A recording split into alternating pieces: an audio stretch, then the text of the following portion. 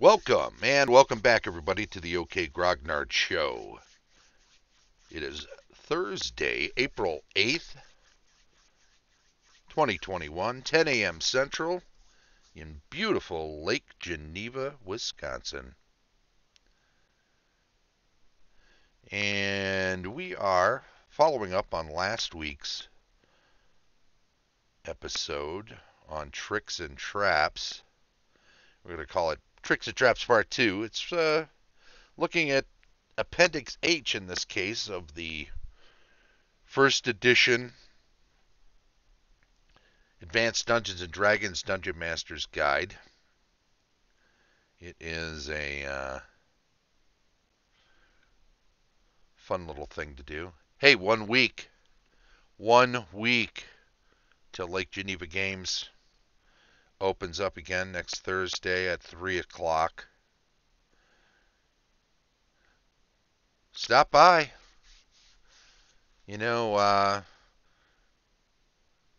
effort to revitalize the place, there's going to be a fair number of board games on sale and other things, but in particular board games. You don't mind a box that got a little faded or whatnot?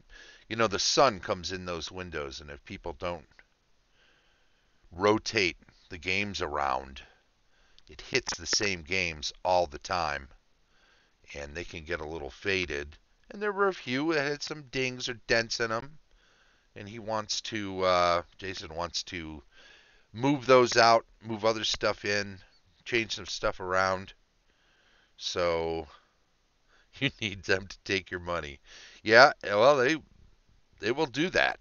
It's time to get back open, and then it's gonna need to hit the ground running, so to speak. So yeah, go in there and pick up a couple of things on sale.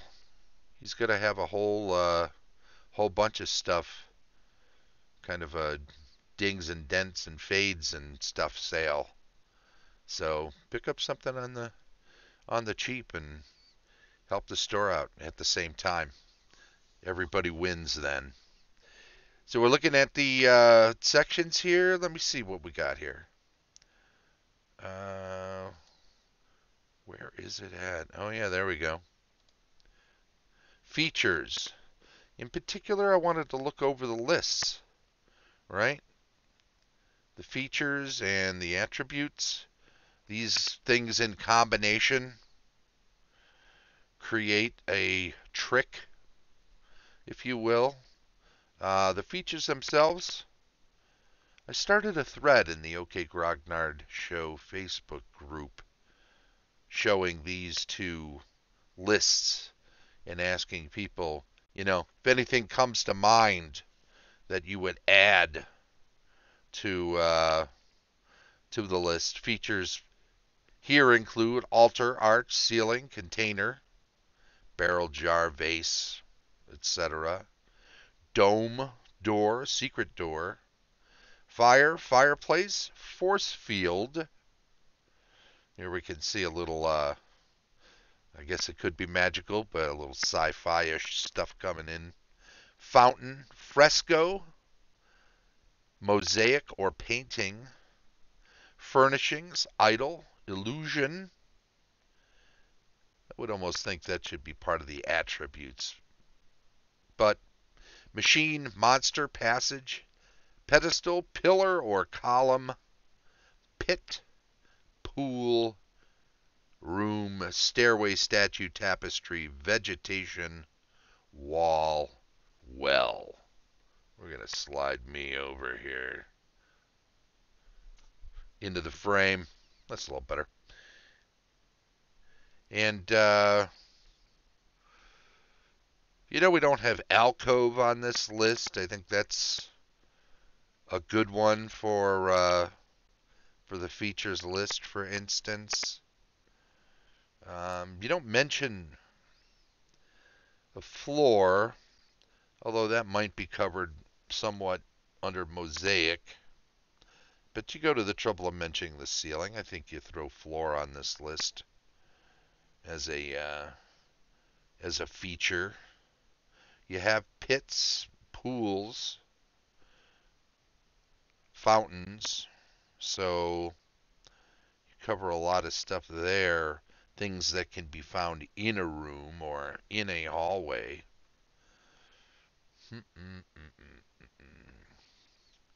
This doesn't really address areas, and I'm talking dungeons here. I think this is mainly a list of features in dungeons, although some of these can be out of doors as well.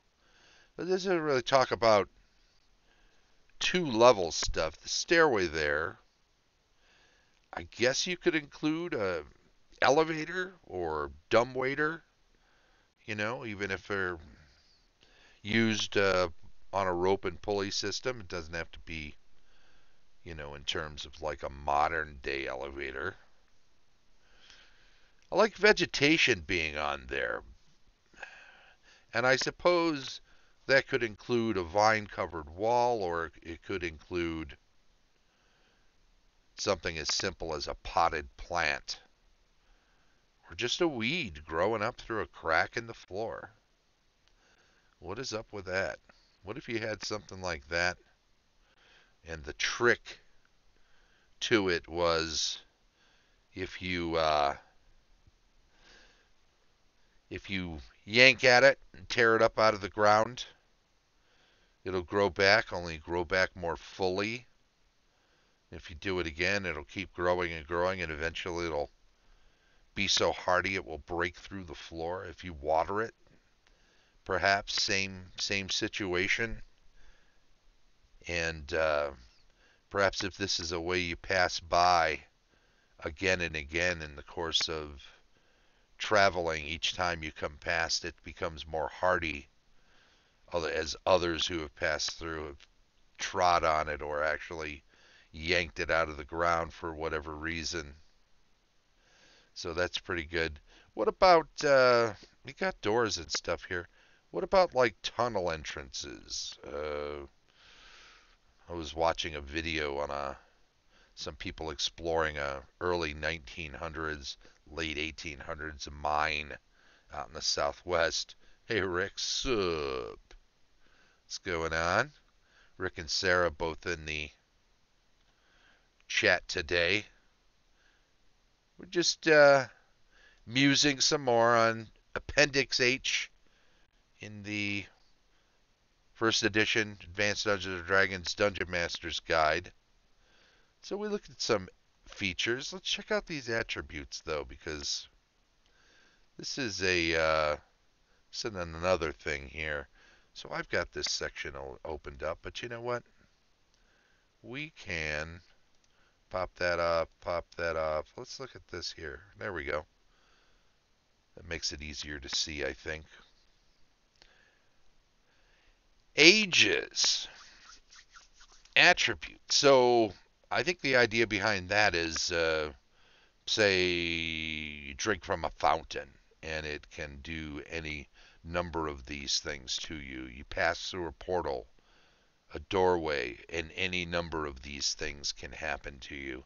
Not necessarily random, although randomly acts is a possibility on the list. But imagine you drink from a fountain and it ages you 10 years, or it de-ages you.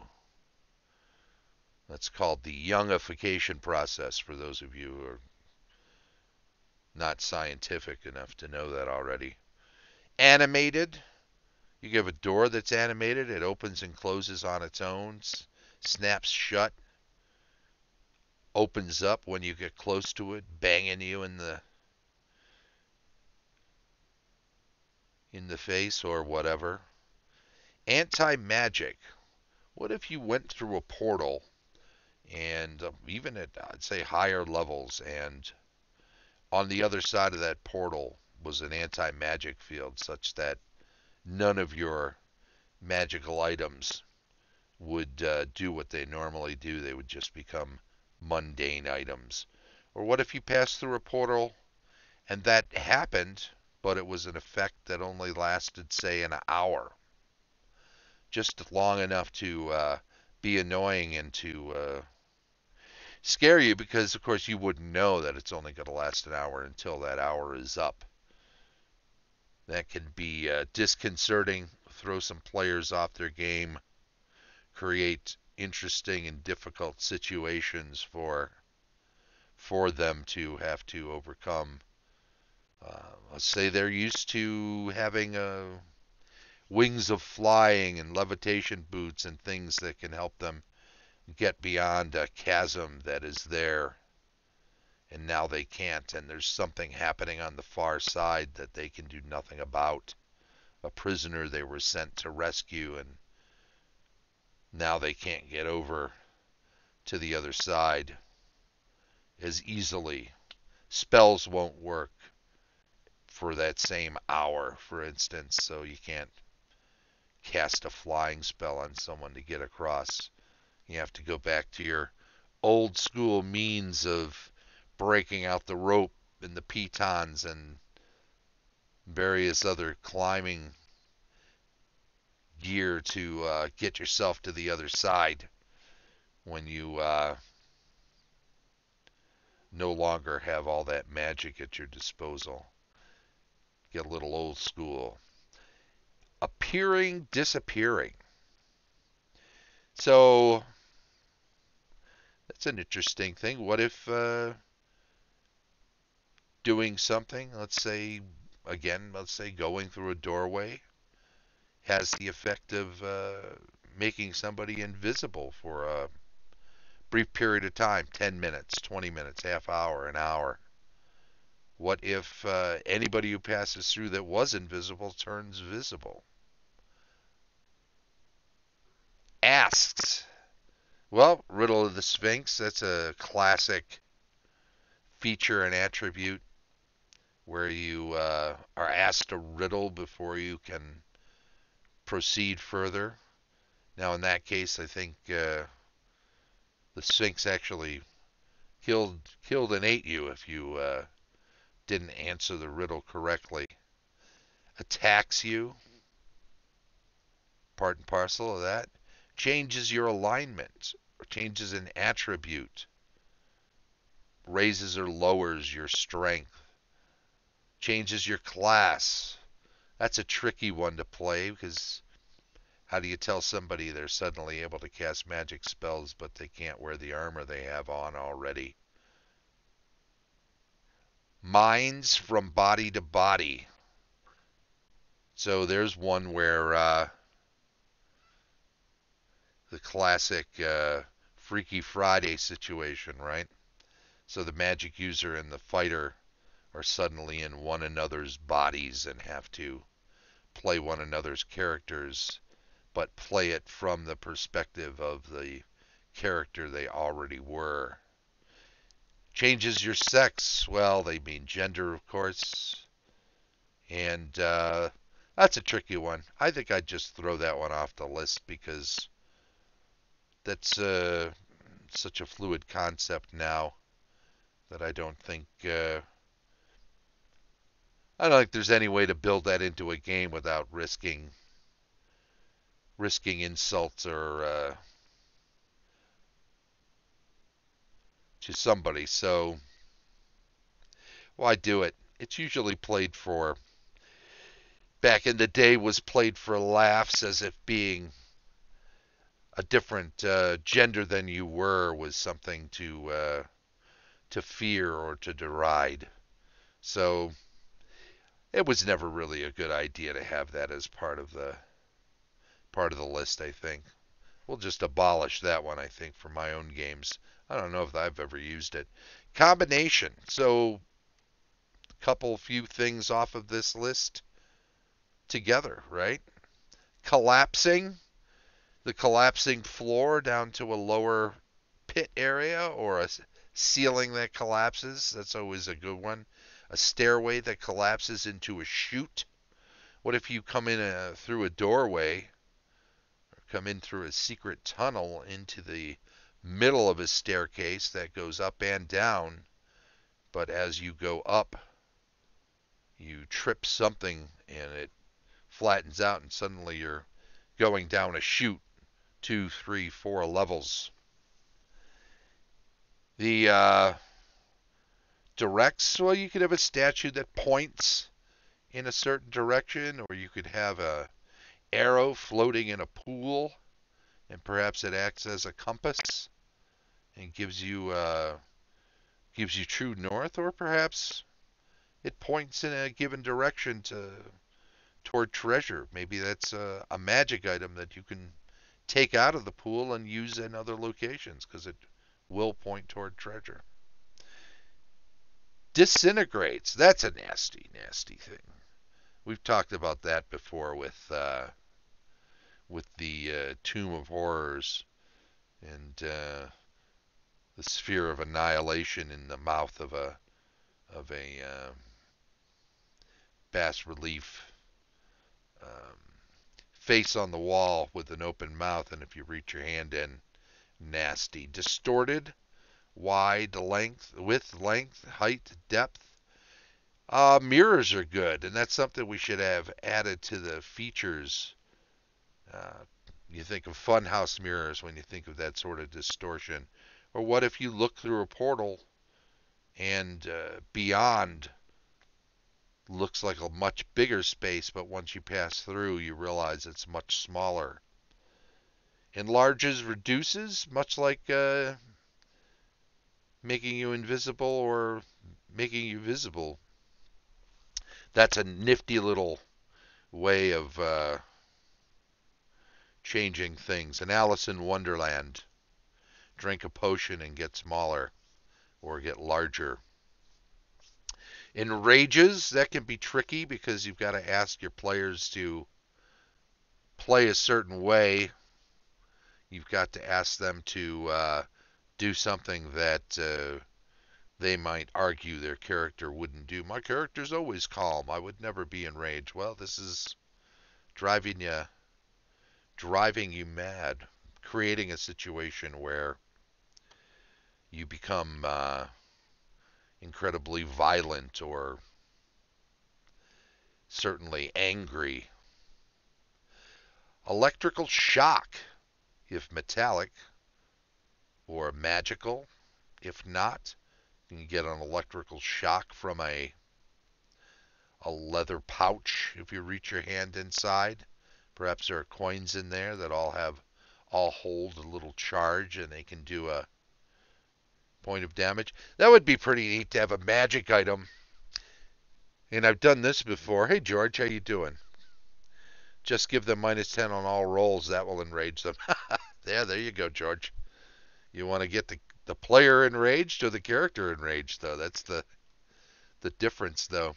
So I had to create a magic item at one point that was a small pouch that had a silver piece, a copper piece, a silver piece, a gold piece, and a platinum piece in it. Just one of each. And you could take one of them out each day and they would replenish. In fact, they would replenish right away. So if you didn't identify this thing, you would not know that if you took a second one out in that same 24-hour period of that same coin, it would stop replenishing and you couldn't put it back in and reset it. So each day you could take out a copper, a silver, a gold, and a platinum. But let's say you took out 2 platinums, no more platinum would ever come out of that coin purse, although the other 3 would continue to function in that way. Well, I was just thinking, what if you had a different coin purse where you had some coins in it and you could take as many out, would always replenish, but every coin you took out zapped you for 1 point of electrical damage. So you could go into town, go to a tavern, pull out a cold coin and pay for a bunch of drinks. Maybe it only has, copper's more of a, gold is good too. I think you do coppers because then it's funnier. Because then you have to pull out even more copper to pay for whatever it's your only source of, your only way of paying for a room for the night, and it's going to cost you 10 silver or 2 silver And in my world, I do everything by tens. 10 coppers equals silver, 10 silver equal gold, 10 gold equal platinum. It's just simpler, less confusing. You don't have to have those conversations every 2 or 3 games. How's that work again? So there's 5 electrum. I don't even use electrum. So 2 silver, you got to pull out 20 copper to pay for that room, or get other people to reach in and pull out the coppers. You're basically distributing 20 hit points of damage amongst the group to pay for the room for the night. False. False like a false door. Just a door that's into an alcove or just nailed right up to a wall. And you can rip at it all you want and it won't open. And finally, if you take a pry bar and pull it apart, you realize there's just a blank wall behind it with no. But what a waste of your time, huh? And it's meant to do that, right? Perhaps that's somebody's alarm system. Somebody down the hallway and around the corner in another room can hear you banging away at that thing, so they know you're coming. Flesh to stone. The old Medusa effect is a nasty one. It can definitely ruin your day. Fruit. Now that's, so that's an attribute, huh? How is fruit? Suddenly tomatoes are raining down out of the sky as if you're a bad vaudeville act? I guess that'll work. Maybe a bowl on a table that constantly refills with fruit. You could take it with you and always have fresh food that you can exist on. Now, of course, at some point you're going to need more than just fruit, but gaseous turns you into a gaseous form for a period of time. Geas, that's like being slapped with a quest, being hit with a mission that you have to accept before you can do any other things, provided you're moving the ball down the field. Oh, you can go into town and get some supplies to further your mission, but it better be in furtherance of that mission. Otherwise, something nasty can happen to you. You can become lethargic. You can lose strength or lose intelligence, or some other attribute can be lessened until you get back on mission. Gravity, greater, lesser, nil, varying. Always fun to step into that one room where gravity is reversed and suddenly you're up on the ceiling. Of course, every 10 feet you fall does 1d6 of damage, so if it's 20-foot high ceiling when you step into that room, you're taking 2d6 from slamming up against the ceiling. And it's tricky to get out, tricky to get across. Maybe there's something on the other side that is something you need or want. Greed producing. I always think of Daffy Duck as one of the greediest of the early cartoon characters. Imagine you go into a room that's just loaded up with coins. Can't carry it all, but something in there has gotten you in a mindset where you have to have it all, so you just don't feel you can leave. Can't leave it behind. Someone else could come by and take some of it. Intelligent, okay. Maybe you get smarter. Is that the Flowers for Algernon effect? Get smarter for a period of time before you crash and burn. Invisible, we already kind of looked at that with appearing, disappearing. Moves or rolls. A floor or carpeting. Carpet could be a feature from above too. That moves around while you're on it. Shifts, causes you to have to make, say, dex checks or something along that line. One way, a door that you can only go through one way. Once you go through, you look back, it isn't even there, or you can't pass through it. We talked about the pivoting two possible ways, the secret door that if you open it leads one direction, but an extra catch can make it open in a different direction such that it reveals another hallway or stairway or another direction to go. Points, we talked about that. Directs, points, say a statue, an arrow, whatever. Poison, kind of self-explanatory, but you can have all kinds of poisons. I think it's worth noting that poison doesn't have to kill. Poison can put you to sleep, like the apple and Snow White, right? And a poison could just lessen your abilities for a period of time, or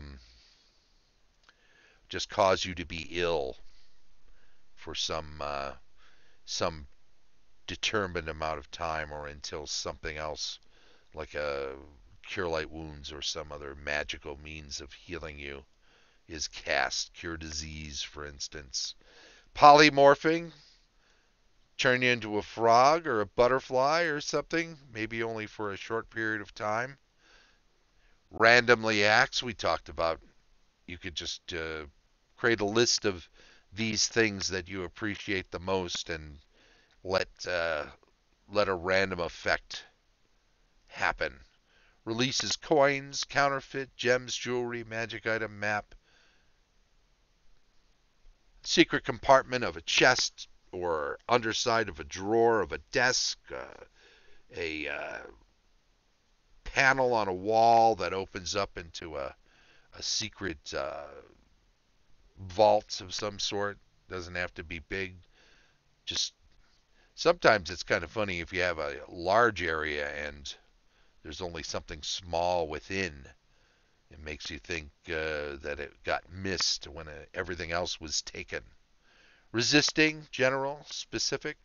So a door that it seems like you're opening it, but it feels like it wants to be closed as you're opening it, even if you can get it open. Rising, sinking, rooms that go up and down, water levels within an area, almost tidal. Suggests, that's kind of like Gias. It just, something is planted in your mind that you should do this certain thing. Drop your weapons, for instance, is a good one. Suspends animation, right? There you go. Frozen in time for a short period. Takes or steals. You go through a door and you check later and realize your coin purse is missing. You go back and maybe it's in that room or in that area, and you have to figure out that every time you go through this particular door, your money will disappear. Talks intelligently, normally. Nonsense, poems and poetry and rhymes is always fun. Sings, casts a spell. You can use a magic mouth that can do these sorts of things. Just up on a pillar or a wall. As you pass by, it's set up to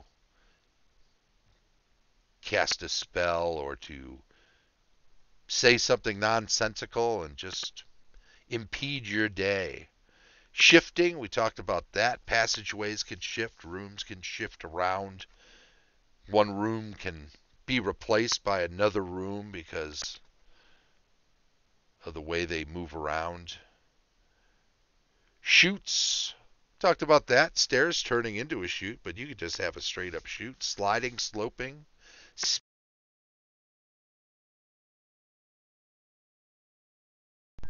Symbiotic is an interesting one. You can have two features that rely on one another, or two attributes, not so much in combination, but without one, the other one doesn't work. Or teleports, that always threw me off as a player, and I guess maybe that bias is carried over such that I tend not to use teleporting things as a DM.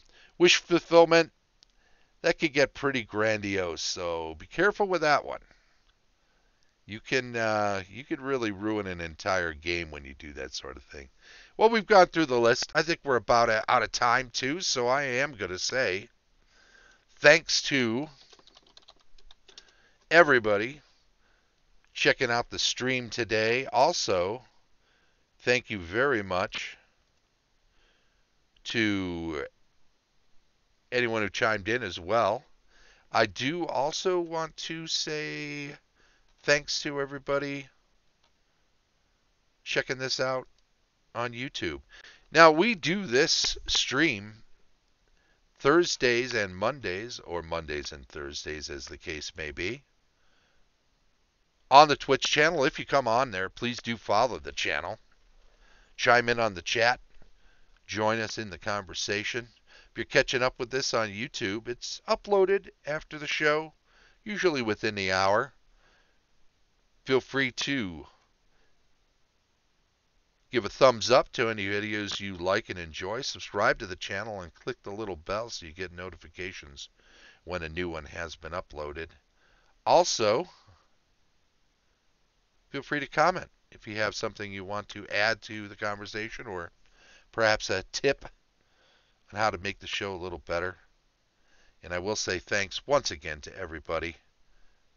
This has been the OK Grognard Show from beautiful Lake Geneva, Wisconsin. Bye-bye.